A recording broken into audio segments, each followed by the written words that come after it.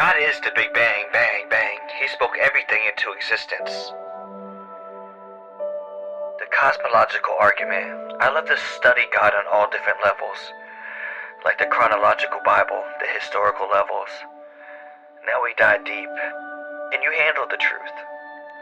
A shout out to Frank Turk and Geisler for always giving me wisdom to share the truth with you. Can you handle the truth? We demand the truth in virtually every area of our lives. We demand the truth from loved ones. No one wants lies from a spouse or a child. Doctors, we want the right medicine prescribed and the right operations performed.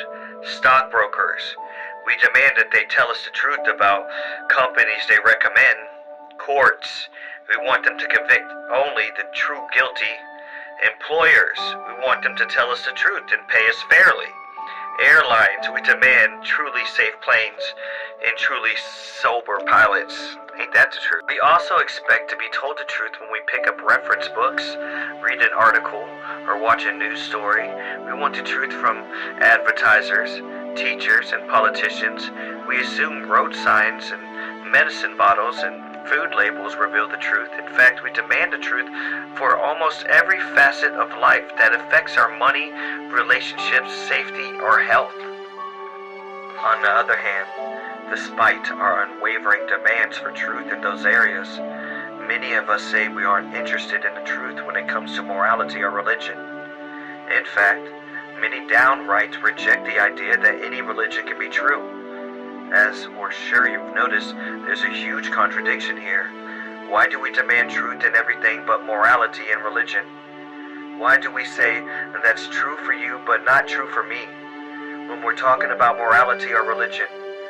But we never even think of such nonsense when we're talking about stockbroking, or about our money, or a doctor, about our health. Although few would admit it, rejections of religious and moral truth is often on a volitional rather than intellectual grounds. We just don't want to be held accountable to any moral standards or religious doctrine. So we blindly accept the self-defeating truth claims. Politically correct intellectuals who tell us the truth does not exist.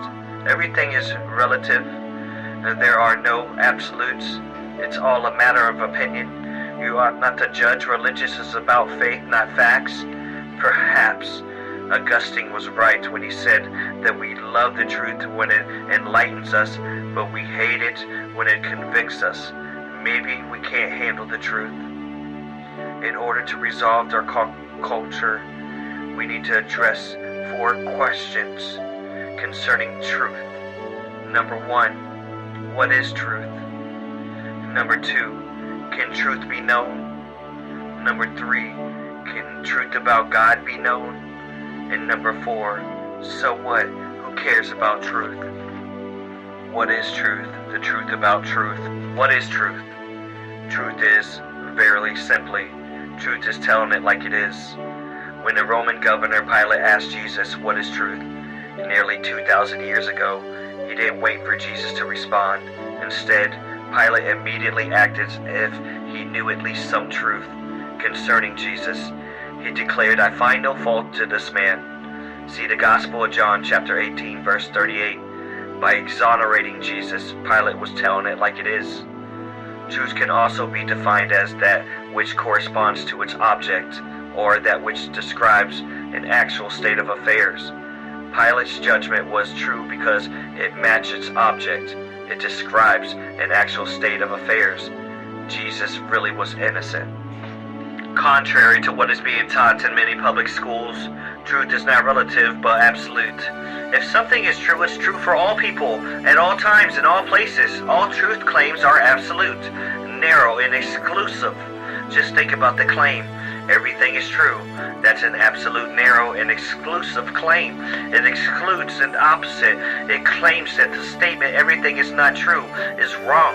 In fact, all truth excludes their opposite, even religious truth.